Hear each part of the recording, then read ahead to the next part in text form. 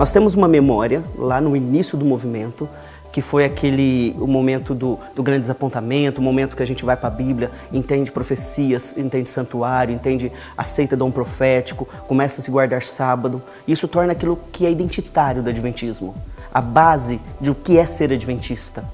Depois, em todas as novas gerações que vão aparecendo, isso dentro dos 150 anos da igreja, isso não só no Brasil, no mundo, a grande preocupação dos líderes é como transmitir essa memória que fez nós sermos quem nós somos hoje para as novas gerações.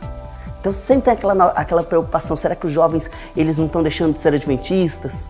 Principalmente quando eu entro com tensões da modernidade, da pós-modernidade, tensões de novos equipamentos eletrônicos, de novas configurações políticas e econômicas, de novas relações sociais. São várias coisas no mundo que vão mudando, coisas que vão alterando o mundo como nós conhecemos. É só você pensar o que é o mundo hoje e o que era o mundo 150 anos atrás. Então nós temos um novo mundo, um novo jeito de pensar.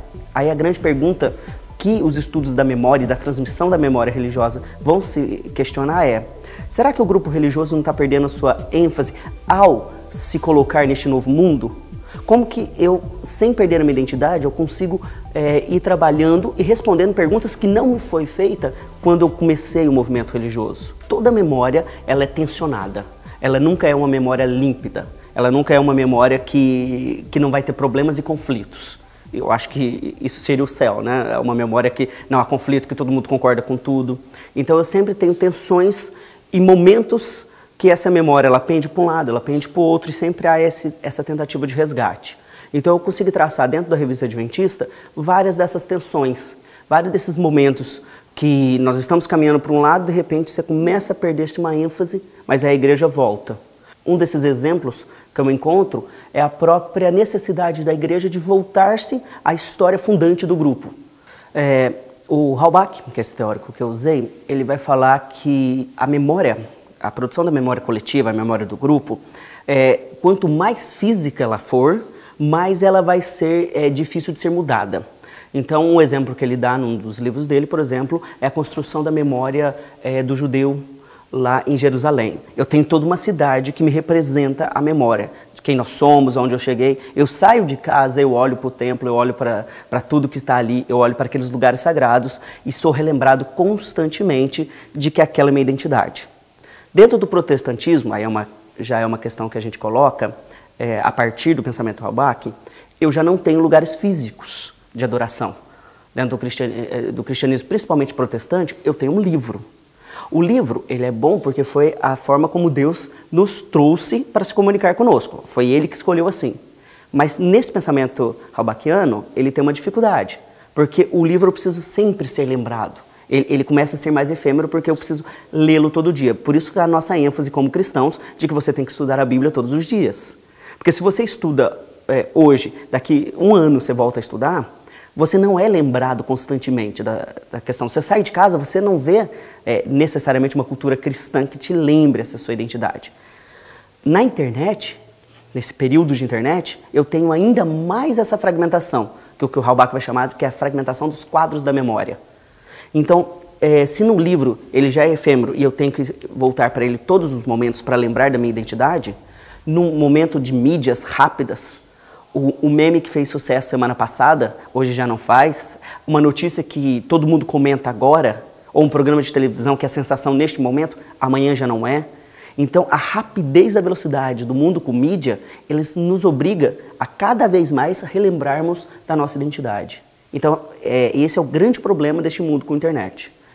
Mas também, a gente não pode ficar reclamando como se fôssemos mudar alguma coisa. Se a dificuldade hoje nossa é realmente viver num mundo cada vez mais veloz, com o risco de perdermos nossa identidade, a primeira coisa, eu acho, prática que nós, como cristãos e como igreja, devemos fazer é nos lembrar desse perigo ronda a todo momento os nossos jovens e nós teremos dificuldade de transmitir para eles essa identidade nossa.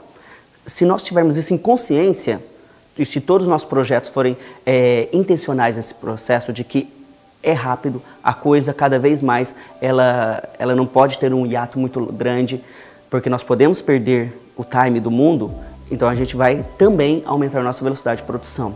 Como indivíduos, a gente pode pouco fazer. Eu posso lembrar você constantemente do porquê nós estamos aqui e você pode me lembrar constantemente isso. Como igreja, como uma instituição forte, a gente pode fazer muito mais coisas. E eu acho que a igreja tem caminhado nisso. Então a gente tem feito mais materiais, feito mais vídeos, tem feito mais produtos que sempre estão lembrando dessa nossa identidade profética.